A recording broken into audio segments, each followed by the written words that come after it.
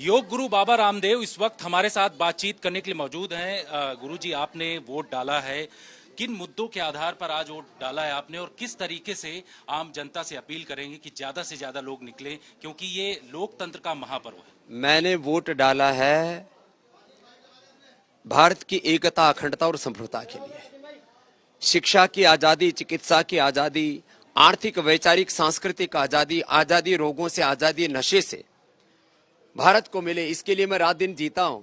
और जो मुझे इसके लिए उपयुक्त उम्मीदवार लगता है, मैंने उसके लिए वोट दिया है। और मैं सबसे आह्वान करता हूं, ये वोट देने का अधिकार हमें लाखों वीरों की, वीरांगनाओं की शहादत के बदौलत मिला है, इसलिए सबको वोट देना ही चाहिए। और हम तो सन्यासी हैं, जो संसारी लोग हैं, जिनको अपने बच्चों को की अच्छी शिक्षा, अच्छी चिकित्सा, उनके बच्चों का भविष्य, उनका कैरियर बनाना है। हमें एक ऐसा भारत बनाना है जिस भारत का प्रत्येक नागरिक अपने आप को भारतीय कहने में गौरव महसूस करे। जब मैं देखता हूं ब्रिटेन का या यूएस का कोई नागरिक, उसका जो पासपोर्ट होता है ना, उसकी एक वैल्यू होती है। वो दुनिया के करीब 100 से ज्यादा देशों में बिना वीजा के चला जाता है। अभी हमारा भारत यदि वैश्विक परिप्रेक्ष्य में देखें तो बहुत पीछे है। हमें एक ऐसा विकसित भारत बनाने के लिए, ऐसा समृद्ध भारत, एक शक्तिशाली, जो पूरे वर्ल्ड में अपनी खनक के साथ खड़ा हो, ऐसा भारत बनाने के लिए वोट जरूर करना चाहिए, और मैंने वोट किया है। विपक्षी पार्टियां कई तरीके के मुद्दे उठाती हैं। राम मंदिर के मुद्दे को लेकर के उनकी तरफ से कहा जा रहा है कि इस मुद्दे का राजनीतिकरण किया जा रहा है। सनातन को लेकर के भी उनकी तरफ से सवाल खड़े किए गए कई बार। देखिए, सनातन इस देश की आत्मा है।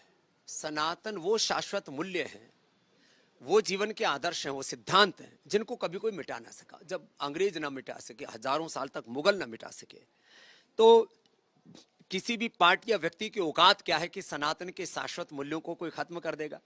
तो इस चुनाव का मुद्दे सनातन भी है।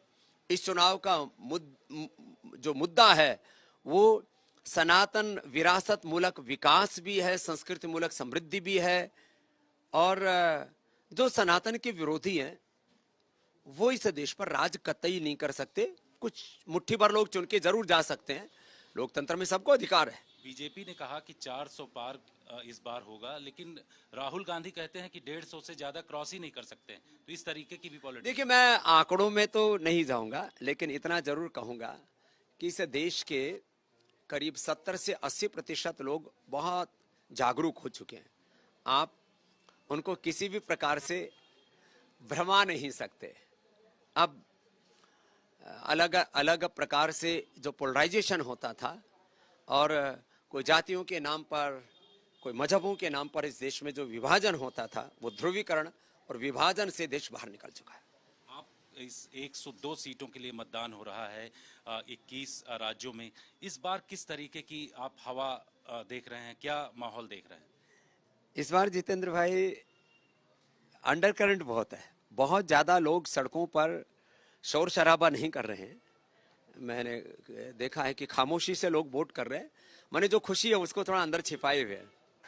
और कुछ राष्ट्र विरोधी ताकतें भी हैं जो खामोशी से काम कर रही हैं।